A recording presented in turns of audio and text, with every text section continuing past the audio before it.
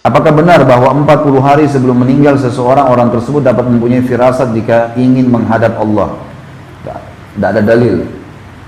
Tidak ada dalil sama sekali. Nabi Muhammad SAW dalam hadis Bukhari, pada saat akan menunggu ajal meninggal, gitu kan, beliau mengatakan kepada Aisyah radhiyallahu anha, "Hai Aisyah, datangkan seember air." Kemudian beliau ambil air lalu mengusap wajah beliau SAW lalu berkata, "Inna lil mauti la sakarat." Sesungguhnya mati itu punya detik-detik yang menegangkan. Karena waktu kita nunggu kan tegang ya. Ini gimana nih lihat malaikat pertama kali, gitu kan. Jadi cuman itu saja. Nabi sendiri tidak tahu. Itu pada hari beliau meninggal ya. Ini beliau meninggal hari itu, beliau tidak tahu sendiri. Nanti tunggu malaikat maut baru menjemput. Bagaimana kita bisa mengatakan 40 hari sebelumnya? Nggak mungkin. Kalau begitu orang bisa punya kesempatan taubat.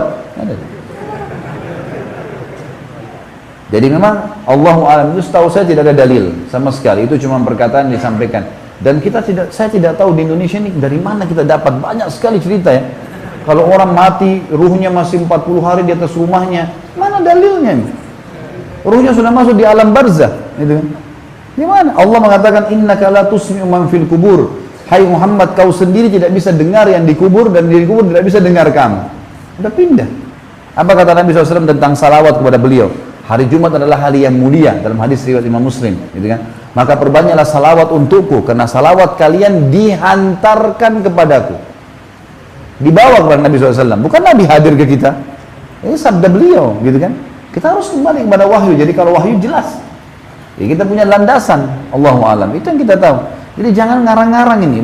Suka sekali ngarang-ngarang. Ini sering kalau saya telusurin beberapa pedalaman di Indonesia, pasti setiap kampung itu ada cerita khurafatnya. Pasti ada bohongnya apa gitu. Di antaranya, oh lewat sungai, oh di sini ada buaya putih.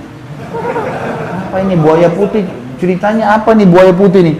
Jadi kalau kita telusurin kisah-kisahnya satu persatu dari orang tua, ternyata mungkin dulu tuh ada orang lewat di situ, kayak gantung begini deh, lewat, tapi jangan dibuat ya, ini cuma contoh. Kalau seandainya antum lewat di sebuah jembatan, mampir ngelihat kayak orang melongo-longo, kayak orang bodoh-bodoh gitu, cuma lihat. Terus ada orang lewat sebelah antum tinggalin aja. Nanti orang yang kedua ini kalau datang orang ketiga tanya, ada apa? Oh enggak, tadi ada apa? Dia sudah mulai bumbuin. Antum ini orang pertama nggak ngomong apa-apa nih. Nanti orang kedua ini jalan, orang ketiga datang, ini bumbuin lagi orang keempat, ada apa? Oh tadi ada buaya, nanti warna putih, nanti ada bersaudaranya, nanti ada sepupunya, apa?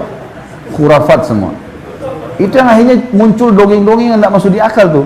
Dari situ semua, cerita bohong. Orang yang beriman kepada Allah dan belajar tauhid, belajar akidah, faham. Muka bumi ini teman-teman adalah makhluknya Allah semua. Dan dijaga oleh malaikat Allah. Nanti pasal setelahnya kita beriman kepada malaikat. Kita akan ceritakan semua air, api, udara, populasi manusia, tumbuh-tumbuhan, hewan, malaikat yang ngurus semuanya itu. Malaikat yang ngurus, ada makhluknya Allah dan jumlahnya mereka banyak. Ya, banyak sekali dan bisa dirasakan keberadaan. Nanti kita akan jelaskan panjang lebar tentang keberadaan malaikat. Bagaimana kita bisa rasakan dan kapan mereka kelihatan, berapa banyak jumlahnya dan dalil-dalil yang berhubungan dengan masalah itu semua.